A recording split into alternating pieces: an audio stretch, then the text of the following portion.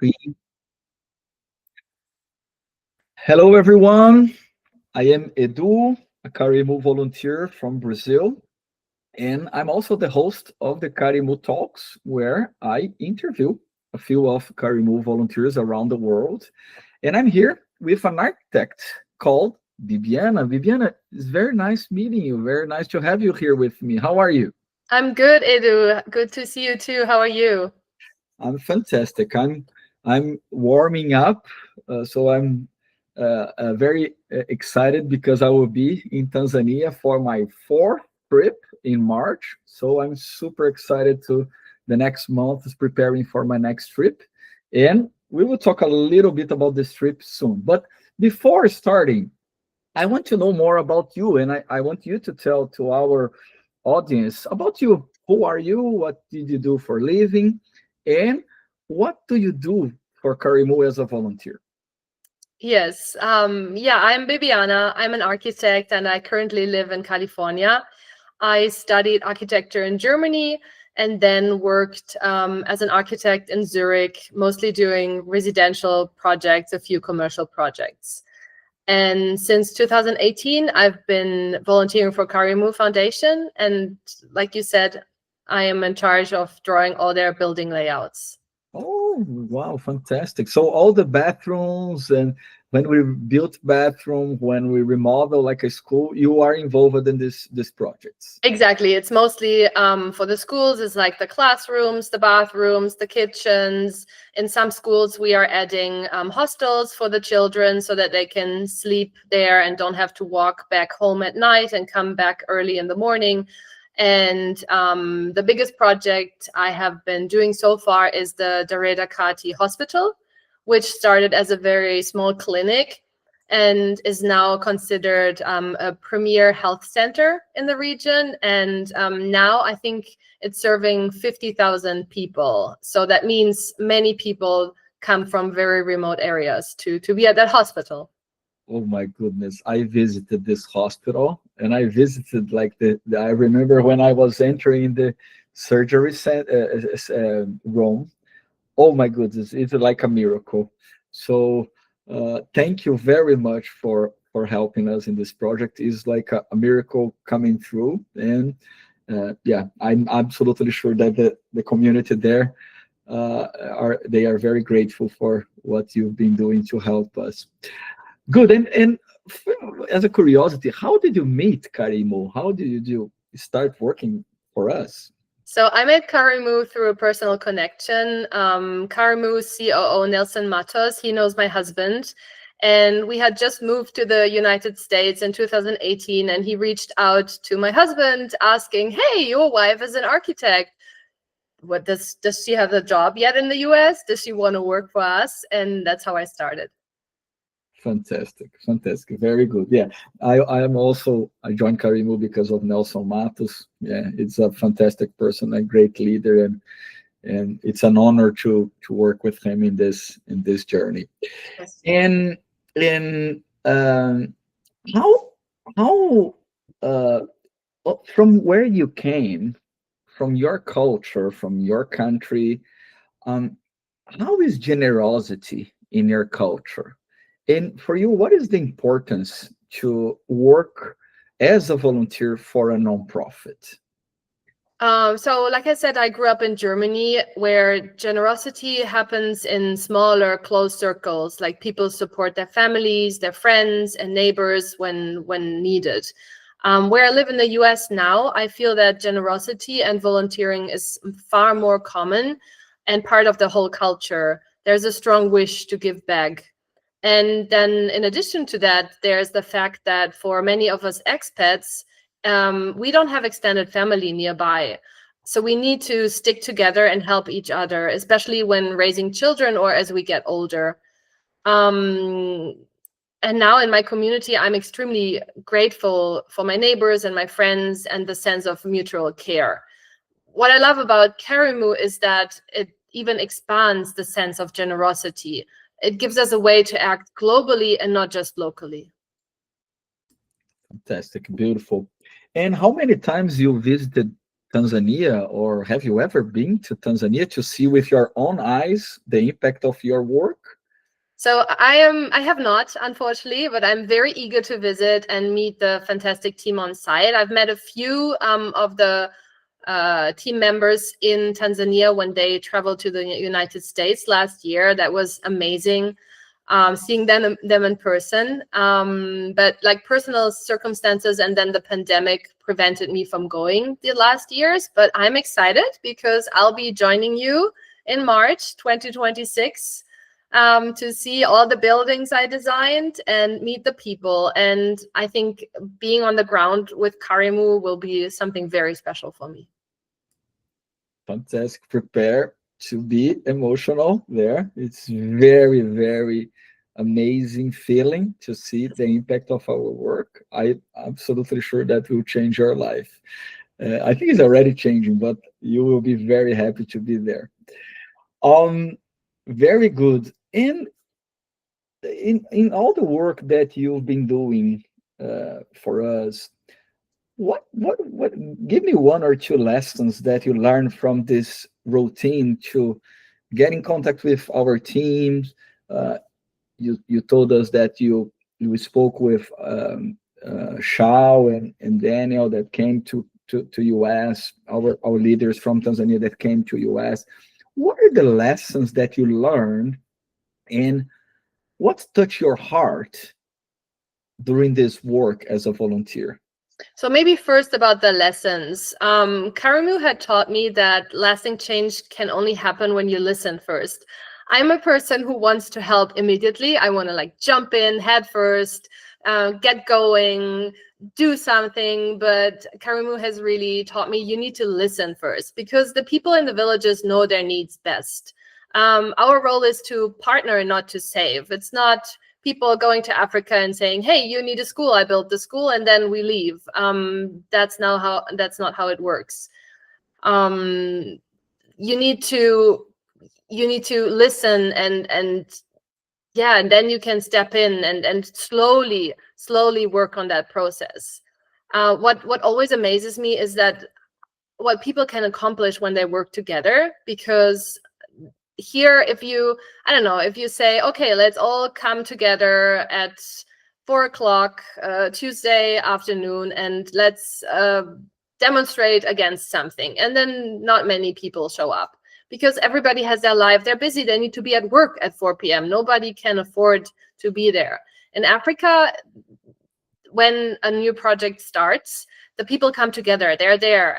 They work. They help dig out the foundations, and it's always very impressive how much you can accomplish when people work together.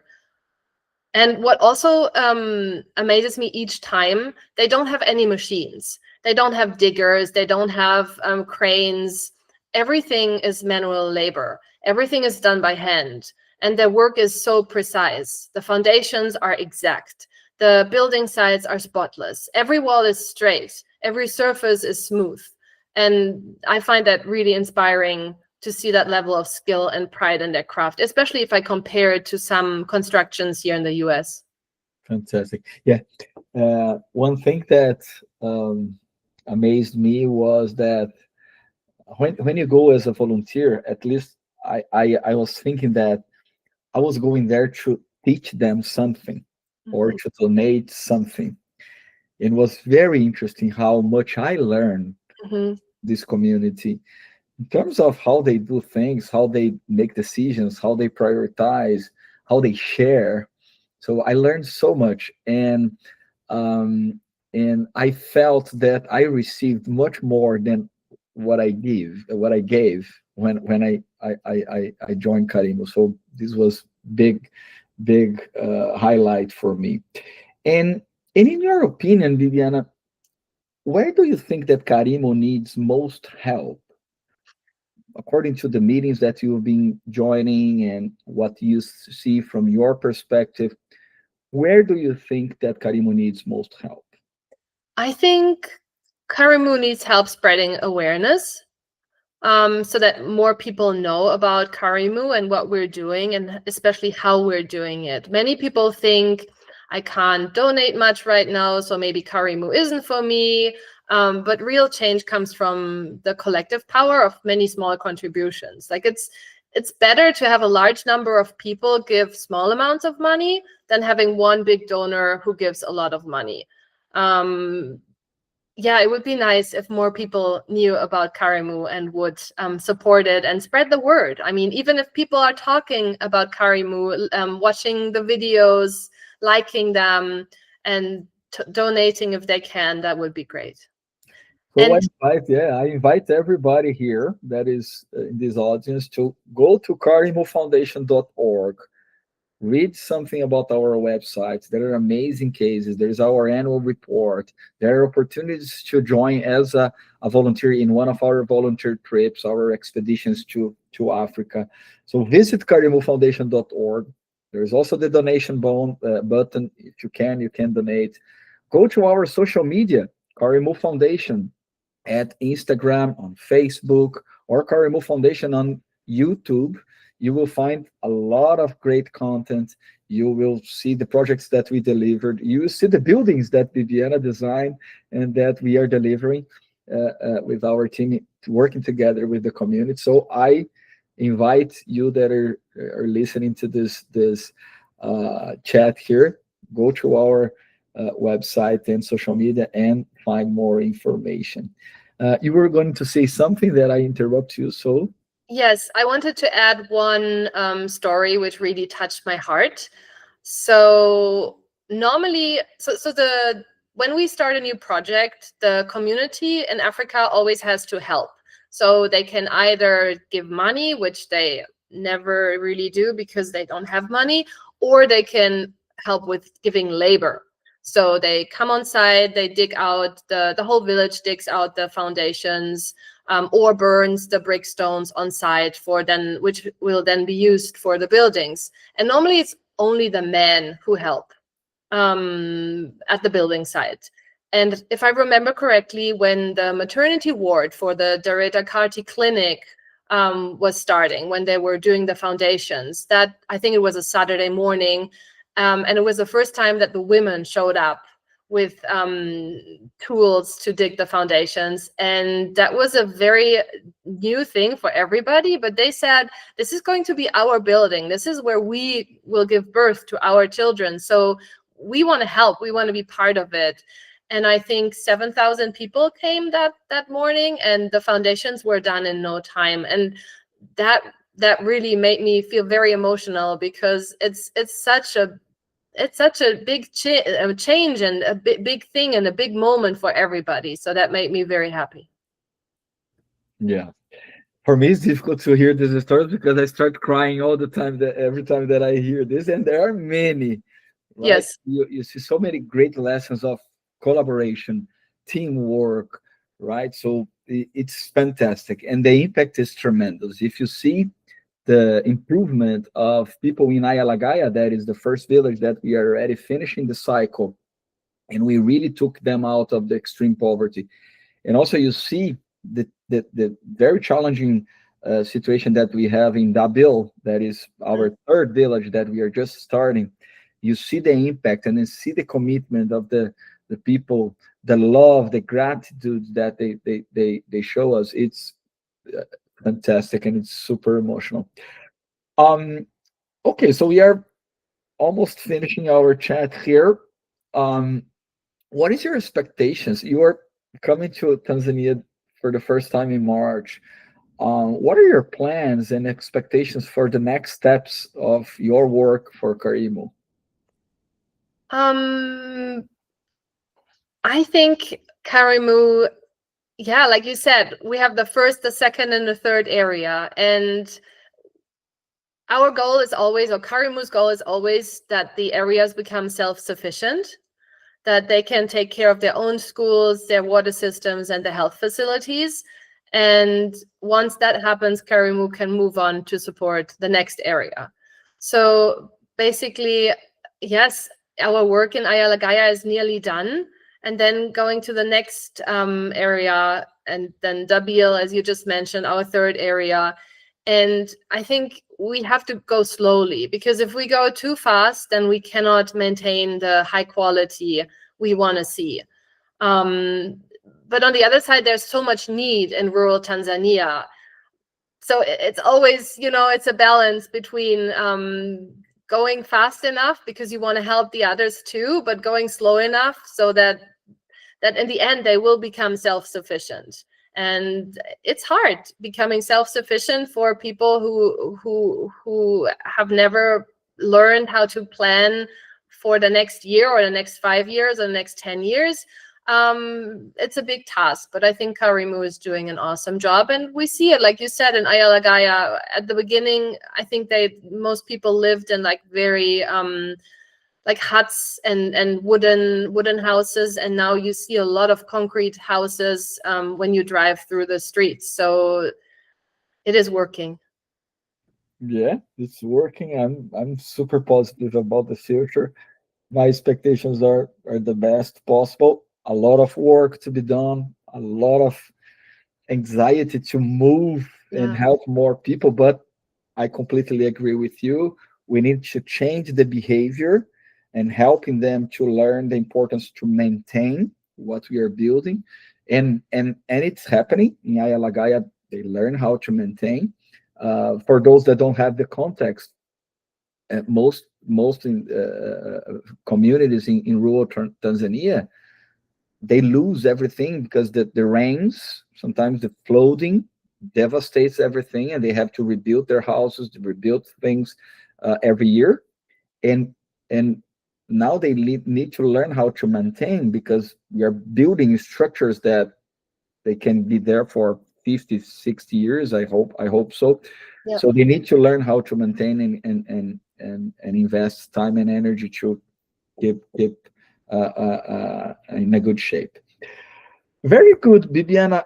Any last words or words to our audience here? We are almost finishing our conversation. I would maybe encourage them to watch the videos on YouTube, especially about the welcoming ceremonies and the goodbye ceremonies. Whenever somebody posts a video of those ceremonies, I have tears in my eyes. Like, these emotions, they go very, very deep. And maybe the thought that we take so many things for granted in Western countries, like access to clean water, safe buildings, paved roads, medical care, and then seeing how deeply grateful the people are when a new project is completed, that really touches my heart. There's so much joy and pride and community spirit in those moments. And I think it's a reminder what is truly important in life. Fantastic, beautiful words. And I encourage you that are watching us, follow Vivian example, enter in our website, send us a message, start working as a volunteer.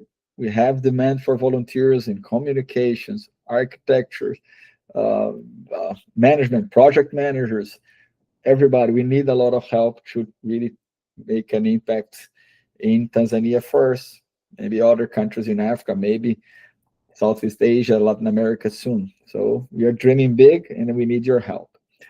Okay, Bibiana, was very nice conversation. Time Thank flies. you. It was Thank you. very interesting, very good content. And see you in the next episode of Karimu Talks. Bye bye. Bye.